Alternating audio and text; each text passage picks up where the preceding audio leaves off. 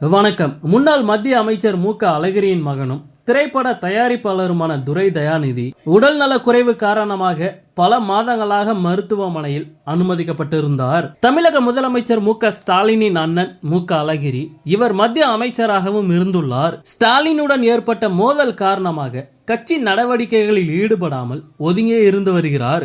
இவரது மகன் துரை தயாநிதி தமிழ் திரைத்துறையில் சிறந்து விளங்கியவர்.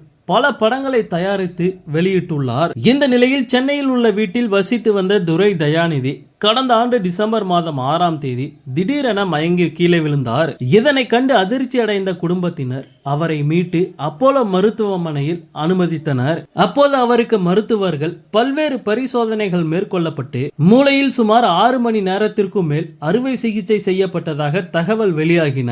இந்த நிலையில் கடந்த சில மாதங்களாக சிகிச்சை பெற்று வந்த துரை தயாநிதி கடந்த மாதம் மார்ச் 14ஆம் தேதி வேலூரில் உள்ள சிஎம்சி மருத்துவமனையில் அனுமதிக்கப்பட்டு தீவிர சிகிச்சை அளிக்கப்பட்டு வந்தது. அங்கு அவருக்கு பிசியோதெரபி உள்ளிட்ட சிகிச்சைகள் அளிக்கப்பட்டு வந்தது. அவ்வப்போது முதலமைச்சர் மு.க. ஸ்டாலின் மற்றும் அவரது மனைவி துர்கா ஸ்டாலின் ஆகியோர் நேரில் சென்று துரை தயாநிதி உடல்நிலை குறித்து கேட்டறிந்தனர்.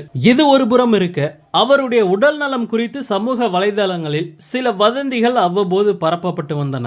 இந்த நிலையில் சிஎம்சி மருத்துவமனையில் இருந்து துரை தயாநிதி நேற்று காலை 10:30 மணி அளவில் டிஸ்சார்ஜ் செய்யப்பட்டார். இதையடுத்து முன்னாள் மத்திய அமைச்சர் அழகிரி மற்றும் குடும்பத்தினர் துரை தயாநிதியை அழைத்து சென்றனர். மேலும் மருத்துவமனையில் இருந்து வெளியேறிய துரை தயாநிதியின் புகைப்படம் தற்போது இணையத்தில் வைரலாகி வருகிறது. கிட்டத்தட்ட 294 நாட்கள் மருத்துவமனையில் அனுமதிக்கப்பட்டு துரை தயாநிதி சிகிச்சை பெற்று வந்தது குறிப்பிடத்தக்கது.